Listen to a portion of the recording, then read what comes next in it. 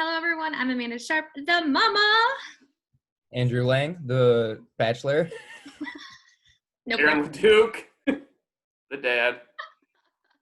There was some pressure from AJ. Like he's going There through was. transition. He's like, what am I today? Who am I? Who am I? You nailed Am it. I a bachelor? Yes. Yes, I am. Are you trying to tell us something, AJ? Are you Yeah, no I got longer married a yesterday. bachelor? Yeah, AJ, let's talk about that. Yeah, it's Number one, if you got married and didn't invite us. Well, I Over or want not? a wedding anyway, so there'll be a lot of people at my wedding. So Say that again? I want a huge wedding, so you guys will definitely be there. Only because it's going to be a huge wedding. Well, no, Are we just numbers to you? no. I heard it too, Amanda. I heard that too. If it was a small, intimate gathering, sorry, guys, you don't make the cut. I just want to know, if I got married and it was a small, intimate gathering, now one of you would be there. That's me. It was two. I just had a spot open up. AJ Marcus probably wouldn't come, so you could be my plus one. So it's okay. And I'd be up there, I'd be like, you brought him? I love it. No, Wait, I'm sad. Marcus wouldn't come? he sometimes like the big gathering thing isn't his big thing. Rough day for Aaron. You know Rough what I mean? day. I think weddings especially aren't his thing. Like he tried to drive the other direction coming to our wedding. So he didn't mean to. It just happened. And I think that speaks volumes of what was going through his mind. Buddies called them. They were like, we're supposed to go the other way. He went north instead of south. Was he like, oh, I knew that. He probably was just like, dang it, I was caught. Trying to play it off like it was an honest mistake. It's the best, worst day of his life. Best, worst. My brother-in-law was fantastic. I was heading to the church, and my brother-in-law was my best man. He goes, wait, I got to ride with the groom. It's like the thing. So he left his wife and kids, and he hopped in the car with me. We were driving, and we're almost to the church, and he looks at me, and he goes, dude, if you want, just drop me off and keep going. You got cash. You can lay up for a couple days. I can't be mad forever. I'll go in there. I'll smooth everything over. If you want to just keep going, again, just drop me off here. I got it. And I was like, that's really sweet of you. I think I'm going to go through with it. And all this time, he was right. No. We make married life sound so complicated. It's wonderful, AJ. You should definitely put it on your radar of things to do. But next thing on my list. The nenext thing, all right. Well, if you wanted to keep the Bachelor title for a little while, I think that would be okay. I thought about, I go, man, because I see this being a long-term thing for many, many more episodes. And I did wonder, like. I thought you were talking marriage. No. This podcast.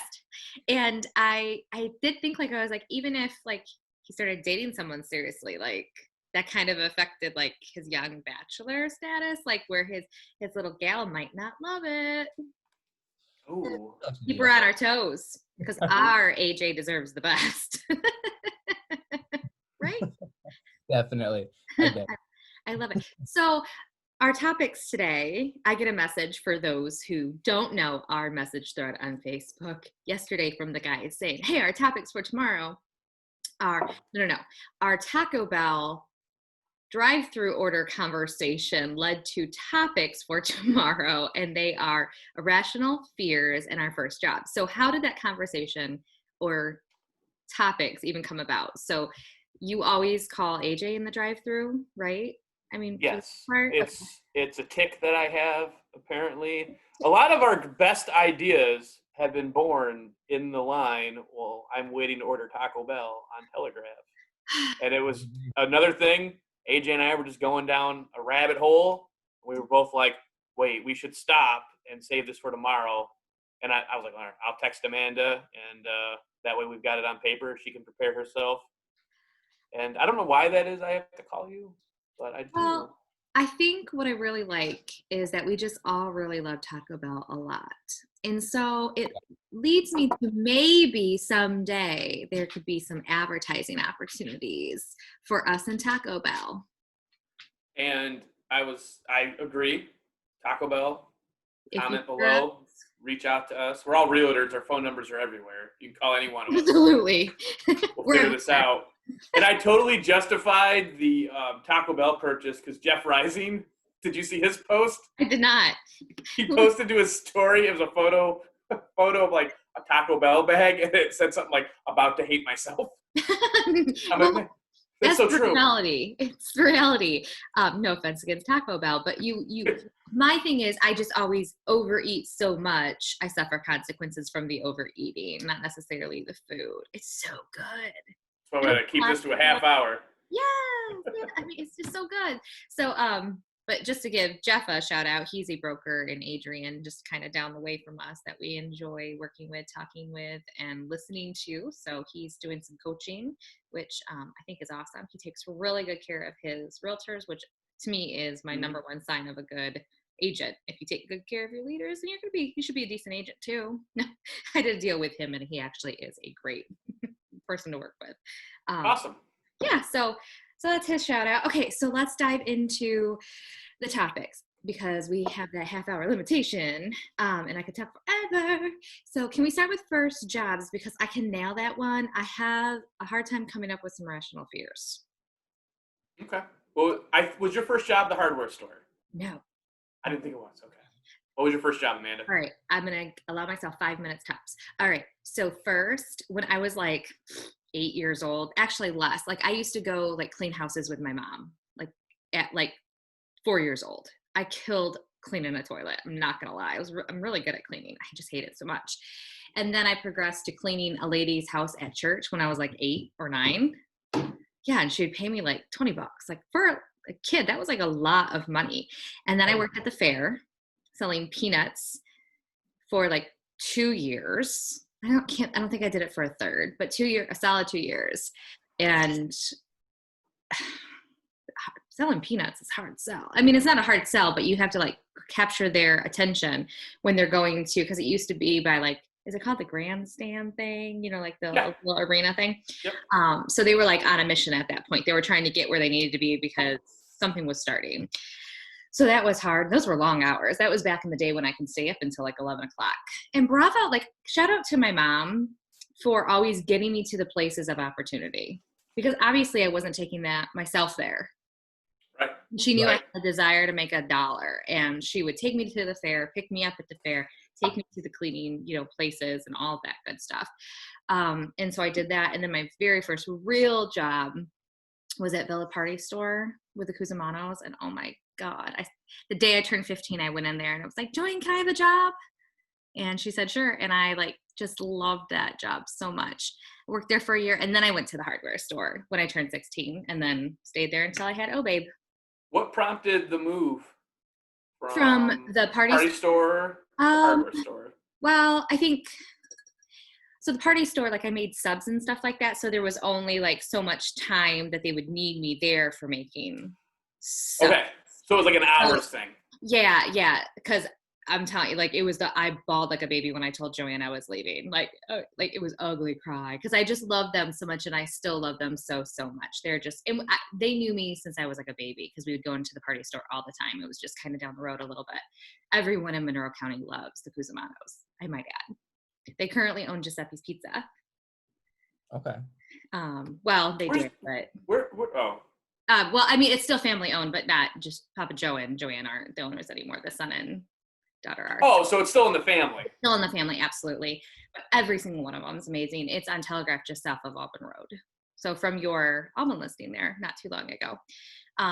Yeah, because the hardware store, they were open later, and it wasn't a as needed thing. It was you were needed from this time to this time. Right. Yeah, and I just really, really liked the hardware atmosphere and stayed there until something better came along, and that was Owen. Right on. Yeah, and then obviously I became a realtor when Owen got a little older. So that's me. Who's next? All right, AJ. All right, I'll go next. So it was the summer of 8th grade, going into freshman year. I got a job as a lifeguard at the age of 15. That's the earliest you can become a lifeguard. I worked there at Water's Edge Pool in Groseal. It's actually owned by the township there for 3 years. It was seasonal, so it was 3 summers until senior year. In between that, since it was seasonal, I did have winter jobs. I did work at Dollar General for a little bit, for about a year. The DG. No one calls it That was Like the DQ, but like um, and then after that, I went to Panera Bread. That was when I did. That was the last year I was at the pool. Just before that summer, I got a job at Panera Bread. Shout out to all the fast food workers. I don't know how y'all can do it. I cannot do it. I was making the salads, and when that screen got filled, I got so stressed out. I could not make the salads fast enough. And I felt so bad because I'd get done making one, and I figured out that I messed it up, so I'd have to throw it out, remake it again. I was like, ugh. well, their salads are kind of complicated with the options that they have, so I can see where that would happen. Oh yeah. So I think I worked at Panera Bread for like a month and a half. And started back at the pool. After that, then I started at Save More. And after Save More is when I became a real estate agent right after high school. Love it. That's awesome. Good trail of employers and employment opportunities. Aaron.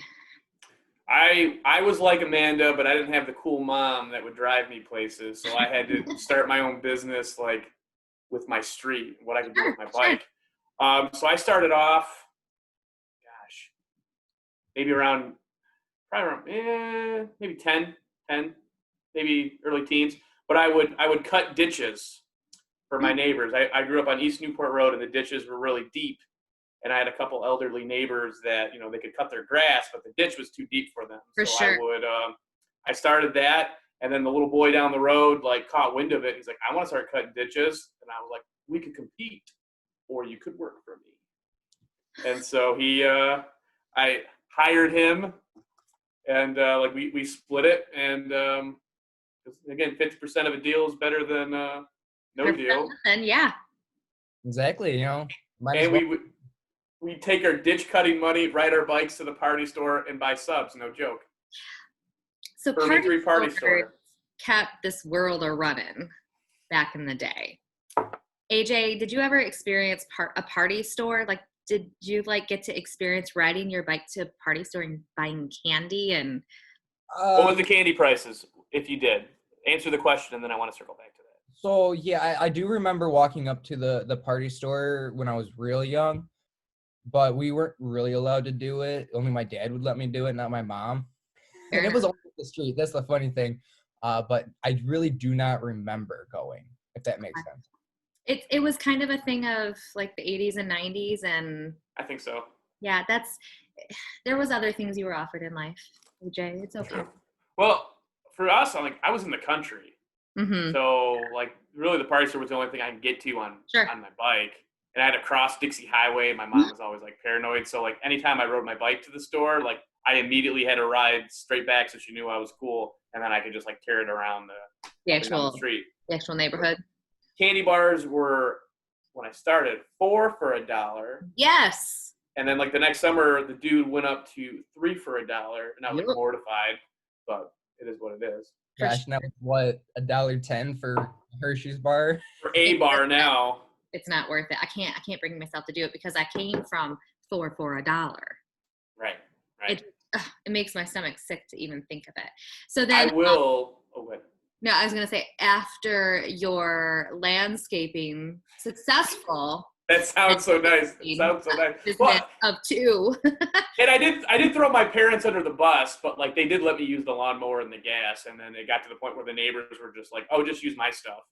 Oh, okay, that works. So that was kind of nice for my folks. I don't know. I think my folks said, I have no idea. And then I interviewed with and got the job for Taco Bell. And my brother-in-law, again, who became my best man, pulled me aside and goes, listen, I worked every fast food there is. You don't want to work fast food. So I got a job with my friends instead, at the local food town as a courtesy clerk, which meant I was a bagger and I was shagging carts and sorting nasty glass bottles. So if we don't get some sort of collaboration / sponsorship with Taco Bell, it's because Aaron refused employment there 20 years ago. I did. And then from that, honestly, I worked. Food Town got bought out by Kroger, so then I was a Kroger employee. And then when I went off to college, I quit, and I couldn't find a job up in Ypsilanti. And so my manager caught wind, and he was like, "Dude, there's a Kroger right up there. Just transfer and work up there." nice. So yeah, and I did, and it worked out great. I was a produce clerk, which is, if you're gonna work at a grocery store, work the produce department. Good to know. Good to know. It was awesome. You have to worry about cutting fingers off in the deli, or being outside collecting carts in very tricky or weather. cleaning the toilets. I've got some nasty. That was also the courtesy clerk's job. That bagger is touching your groceries. He's cleaning bathrooms. Oh. And grocery store bathrooms are where nightmares happen. Disgusting. So that's not an irrational fear. That's a real fear. Legit. So what is your irrational fear? Well, and then you went to your current employer. I just don't want to. Oh, I'm sorry. Then I left from Kroger right out of college. I got in with currently a work. tax and accounting software company, and been there. And then I switched to real estate. And we're thankful for that because we need tax and accounting software. Well, I pay someone to do that part because That's fair. I know. Find out what software they use. I'm curious. I don't know. I'll ask. My department, I got to use all these different softwares, like our competitor software, so I know Ooh. we're the best. I mean, I get happy when she tells me that I don't own a lot. I don't ask very many questions. I feel like the more questions I ask, like I might own more, so I just stay really tight-lipped. That's kind of what it is. Like when I do taxes for people, the more they talk, I'm like, oh, well, I'm going to work a little less hard on this. No joking. All right, since I have a lot of irrational thoughts, but they're not fears. Like when I was door knocking, my irrational thought was I didn't want them to answer the door, but that's exactly what you want them to do. Right. So like I have a lot of, it's not a fear as much as like, that's a stupid irrational thought. So that's just one example of my irrational thought. That's fair. But as far as like myself, like an irrational fears, I feel maybe you guys will spark something in me to go, oh, I guess that might be a fear too. So I'd be willing to bet you've got probably more of an irrational fear, probably for Owen, than you do necessarily for yourself. And I think if you thought about it, you probably could. I have a lot of fears for Owen. And I do a lot of praying that the Lord just kind of eases my heart, because you could go mad thinking of all the fears of, a child. I think, and a lot of times like I don't feel they're irrational. I feel like the fear is very a real fear, where from an outsider looking in, you might be like, Amanda, that's irrational. Give the poor kid a break. Like that type stuff. So you probably could identify my irrational Absolutely. more than I feel like they're not irrational. I mean, why wouldn't I let my son do this or this or this? So AJ or Aaron, what are your guys's? Sure. Aaron, you AJ and I go ahead. We have pretty similar ones. You want to go first? Sure. So when I was little, I used to be like super afraid of a shark in the swimming pool. So it wasn't bad to where I wouldn't go in. I would go in, I'd swim like by myself and stuff, but getting out, I was afraid like if I were to get out on my way out, a shark would come up and eat me. Cause like, I don't know. That was probably my biggest irrational fear as a kid. So like the time from like making the decision to get out and getting out was like, boom. Yeah. Drown. I thought it would come out of the filter or something. Like I really don't know. He was just lurking in the dark. Yeah. Waiting for you to turn your back to get on that pool ladder. He's like, now's my chance. To nip up those toes. Yeah. And AJ's fear is why the Sharknado movies came about. Someone had a similar fear like that. And they're like, let's make the fear even worse. Now they can fly through the air. Right. And I like that you became a lifeguard too. Right. Well, his goal was to stay out of the pool at that point. At what point True. did you kind of ease up that fear? Because I know you were a swimmer, so like you weren't like a award-winning swimmer still fearing a shark bite, right? No. I guess, yeah, I just kind of grew out of it. I just stopped popping up in my mind when I would get out of the pool. Probably because I started really loving sharks. Sharks are like my spirit animal. I love sharks. So I think that's why I stopped caring. Because if I saw a shark, I'd be like, it's a shark, not, it's a shark. You know, So you're jealous of my shark tooth collection? Is that what I'm hearing you say? a little bit. Okay, good. But when we go as a big family back to that place or another place altogether, we'll just have family shark tooth hunting sessions. It'll be wonderful. You could teach us because you are now a master at it. It was quite remarkable. I'm going to say that I am. Just kidding. I I'm good could at finding them, but identification parts, I'm like, I don't even know what kind of tooth this is, but it's obviously a shark tooth. Tiger sharks are like this. Which ones? The tiger sharks, they have really unique teeth Oh, for eating turtles. Oh, poor turtles. But I mean, sharks got to eat too. So, Aaron, what's one, and we'll just flip back and forth. Well, much like AJ, I was afraid of sharks or killer whales in the pool. Like, irrationally, like, there's no way a killer whale would fit in this pool. And unlike AJ, my butt would not go in the pool. I could only swim as a kid if somebody else was in the pool.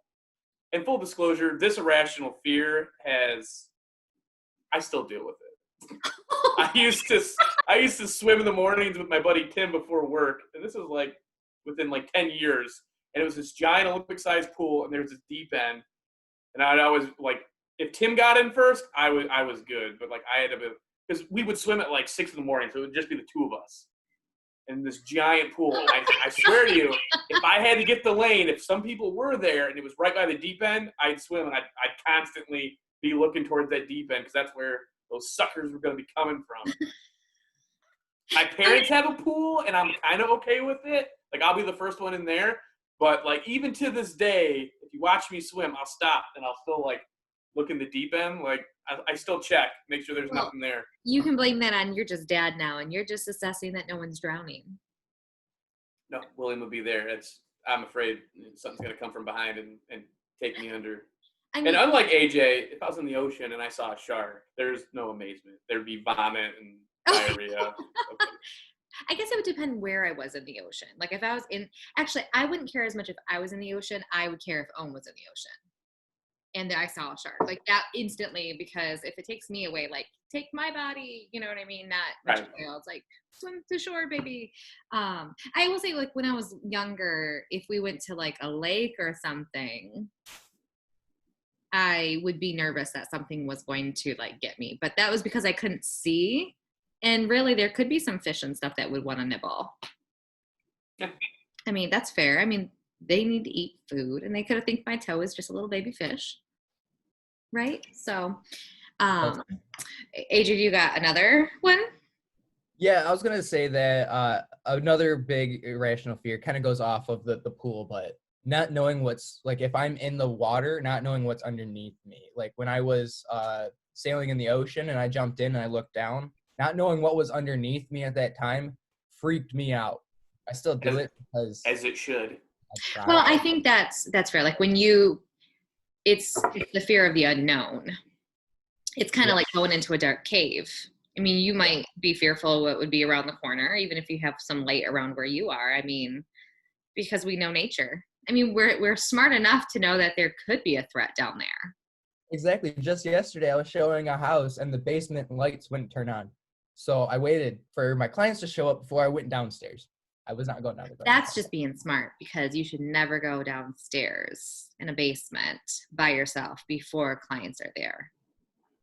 Because that's, I mean, just because you're a guy doesn't mean you're not going to be a victim. It's like it happens. I know. Sometimes I don't even go in the basement. I'm like, you just go check it out. Like if it's just a Michigan basement that's not really being used for anything other than the mechanicals or something. Yep. Well, you're a grown man. Go look. Yeah. Talk with the other people who want to stay. Yesterday I showed a house that had a very interesting, I thought it was a crawl, and I pulled up like this big old heavy hatch thing, and it ended up being like more of a basement. And I was like, I'm good. I'm not going to go down there. And even the clients were like, we'll pass too. And I'm like, okay, good. The first step down was literally like probably at least half my body. And I'm like, I'm not going to clear that first step. I was in a dress. I'm like, how do you go down? And then the question becomes, how am I going to get back up? So we opted not to go down there. Aaron, what's your next irrational fear? Boats flipping over. Interesting. My parents were boaters, and I hated it because I was afraid the boat was going to flip over while I was on it. Still water? Yeah, but I love to swim. Yeah, but still, like I was afraid I'd get trapped under the boat, not be able to get to the surface, or be in the movies. I'd be in Lake Erie and a shark would eat me, or a killer whale. Hey, you never know. It's 2020. Yeah. Amen. So Amen to that. do you do any kind of canoeing or anything like that, or when? Oh, totally. I love the kayak. Yeah, I have no problem doing that. I love the water. Some of these fears of yours stem from the water, though. Isn't that interesting? It's true. My Nana was like terrified of the water, and she married a boater, which was funny. She didn't ever go with him. Well, I hate flying, and Marcus flies planes, so I feel like Opposites. Do they do that on purpose? Because then they know that, like, she ain't ever gonna ask me to come with me. And Papa Ray's like, see ya. Let me know when the hamburgers are done. Yeah, he could literally say, would you like to join me? And knowing very well that she's going to say, no, thank you. So basically all of yours were water-based. Do you guys have a third fear? Irrational fear. No. Have we sparked any fears in you, Amanda? I'm trying to think. Like, I guess I'm sure I had I probably had a lot. Well, no, as a child, I probably had a lot of irrational fears. As an adult, I did try really hard since you guys sent me that message yesterday. And again, the fears are there, but I think that they're reasonable fears. Well, like, for instance, I had a twin bed that sat on, it was a wood frame, but like there was drawers underneath it. And I still had to run and jump into the bed because I was afraid something was going to get me. Although there was drawers. There's like no way anything could come from under this bed. We did talk about that the other day. As a child, I did think something was always under my bed. And then the crack of the bed, like that, the bed, part of the bed that was against the wall, because it went long ways against the wall, I always felt like fingers were going to come up because you see it in movies like that. And I wasn't allowed to watch scary movies. So how do I know that? It's weird. So I must have like been at someone's house or something and watched a scary movie. The first time I watched Chucky and Friday the 13th. No, not Friday the 13th. What's the Freddy one? Nightmare on Elm Street. Was at a friend's house, and I really shouldn't have. Like, my mom knew I needed rules for a reason, and I screwed my own mind up. That's hilarious. Did it to myself. Yeah, the sleepover scary movie is always like interesting when you're a kid because you don't want to seem like the coward, but at the same time you're like, this is terrifying, and you got to find a way to like be cool with it. You're like, hey, I heard a lot of the kids these days are sleeping with the lights on. That would be something we should try. And I had a nightlight for a long time. I hated the dark. Still don't like the dark. I'm not scared of the dark, but I prefer to be able to see. That's fair. Yeah, I don't sleep with the nightlight on now, just to be I clear. kind of do that to this day, especially in the basement. It's really dark and kind of scary down here. So like this lamp is like on pretty much all the time. And when I come down here before bed, I got to make sure I turn the lamp on, turn off the lights over at the basement way over there, and run to my bed. Well, basements have a lot of noises. They do. And houses just have a lot of noises. They do. This house So, freaks the wind a lot too. I think as a kid, I mean, when you hear those noises, like you just immediately think the worst. I'm going to die. Speaking of silent killers, though, AJ, have you tested for radon yet? I still haven't, but I really should. I'm going to write a note. He has to write a note to remember to protect his health. That's fair. Hey, it's at least he deems it important enough to write down. True. It's the invisible killer, What? Least expected. Okay, so if you ended up having radon, like, would you be scared? I think you're young enough, you'd be fine. No, the house I lived in before had asbestos. They know you do it. Well, radon's a little different.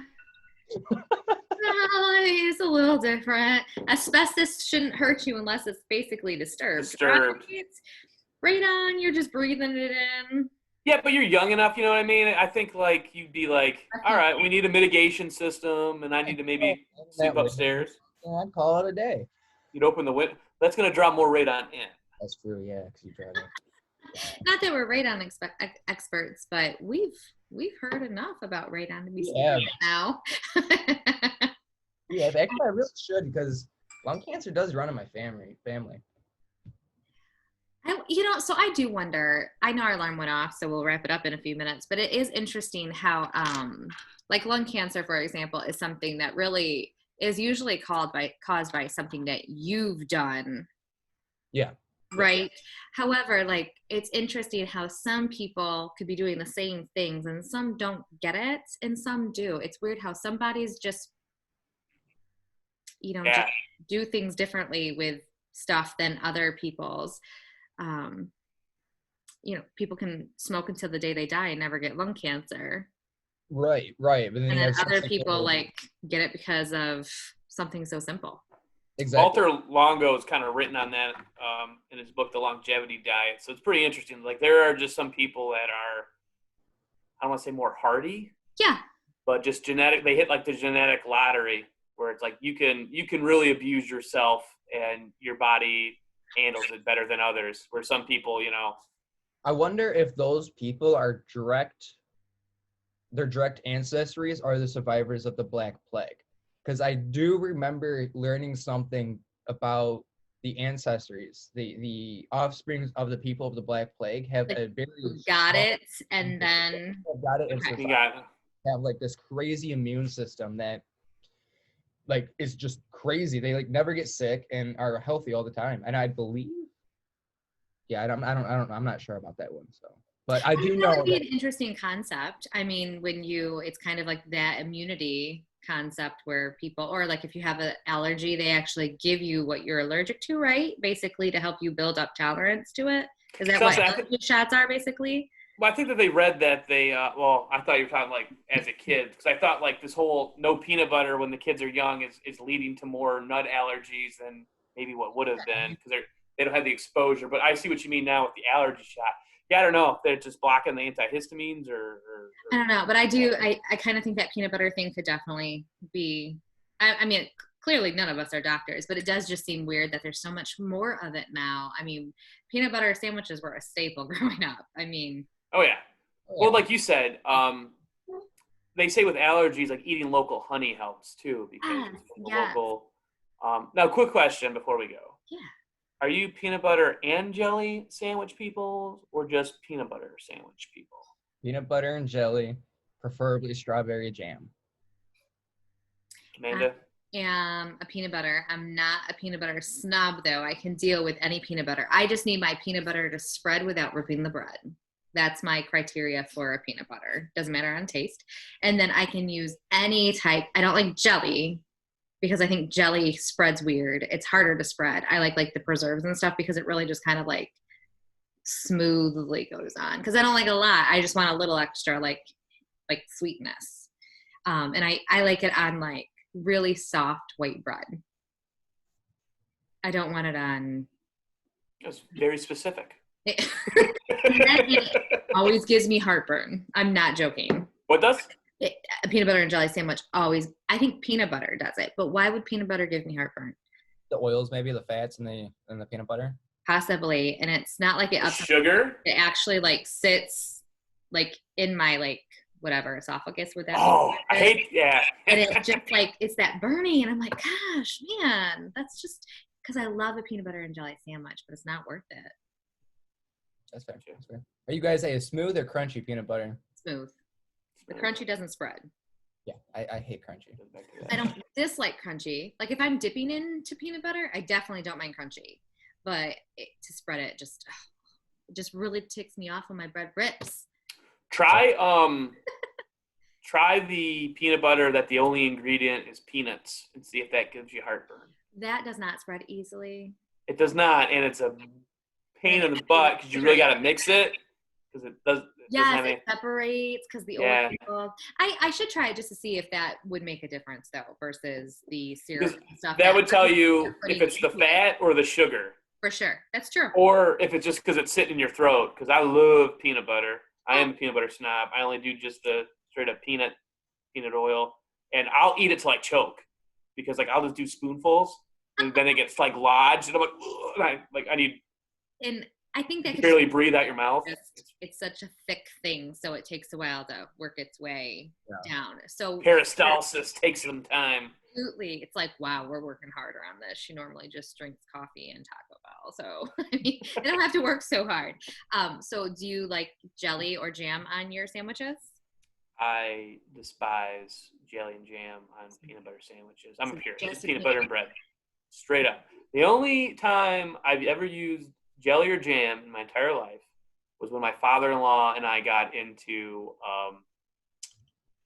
canning or jamming, like making jelly, whatever. I don't know the difference between the three. I watched like a Good Eats episode with Elton Brown on how to make your own like blueberry jam. Okay. And like him and I used to do projects. We still kind of do. And it's like, hey, let's try this. And we made the best blueberry jam in the world. Super easy. It was delicious. And I would put that on toast. That's rare. And we made it like 1 year and then we haven't made it since, but we still talk about it and how great it was. Do you use white bread, wheat bread, rye? Which you use them? I personally love white bread.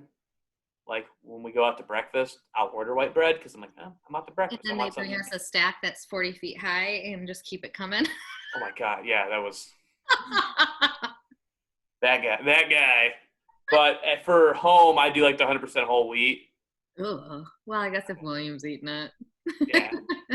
Was it Koplinger or I forgot the brand. I found a brand that's actually a really good 100% whole wheat that like tastes pretty decent. It's doable. And I guess I could do the whole wheat if it's nice and soft. I just really love soft bread. Yes. That's, I think, the biggest criteria. What, AJ? I grew up on hillbilly bread. Oh, the brand? Actual brand hillbilly bread? Yes, the actual brand hillbilly bread. Nice. I was like, is this something your mom makes? I mean, what's so funny? Saying she's a hillbilly at all. I mean, there's nothing wrong with being a hillbilly, but I mean. Another clip for AJ's mom. Oh, poor AJ's mom. You should have her on one day. You should. Even if she just comes down for a quick second so we can introduce the world to your famous mother. She's like, I'm not old and I'm not a hillbilly. Stop it. I just want to clear it up. My basement doesn't have radon. Oh my gosh, she's a good sport. Hey, and she shares your stuff though, so she has to be proud. Oh, did I tell you what she did? Tell her. I go, Mom, I need more Facebook likes on my Facebook page. She goes, okay. So what she does, she goes through and likes every single thing I posted. I go, Mom, that's not what I meant. I love that you did that, but super sweet. Not what I meant. Followers. But interaction is important too, because interaction gets some followers. And talking about some fresh likes, we've gotten some fresh likes the last week or so. Like people that I didn't necessarily know and stuff like that. So it's getting somewhere. And our old Snapchat filter one was maybe one of our most successful videos. Gosh, I'm still scarred. But boy, did we laugh. It was good. It was really good. Right, it was guys. fun. It was fun. Any more final thoughts before we hit the road? Supposed to storm today. I'm really looking forward to that. I doubt it's going to happen. It started this morning. I don't know if you guys caught it. It stormed over here. It's pretty loud. The thunder and lightning. It's just never storms by me. It was super black after I dropped William off, and I was like, yes, because I love it. I love it. Halloween's coming up. My time of year. Forget Christmas. September 1st, Halloween's going up. I actually just bought a couple things at the dollar store because I had a little bit of time in between my appointments. So I just went there yesterday. I felt kind of bad that I was shopping for no reason.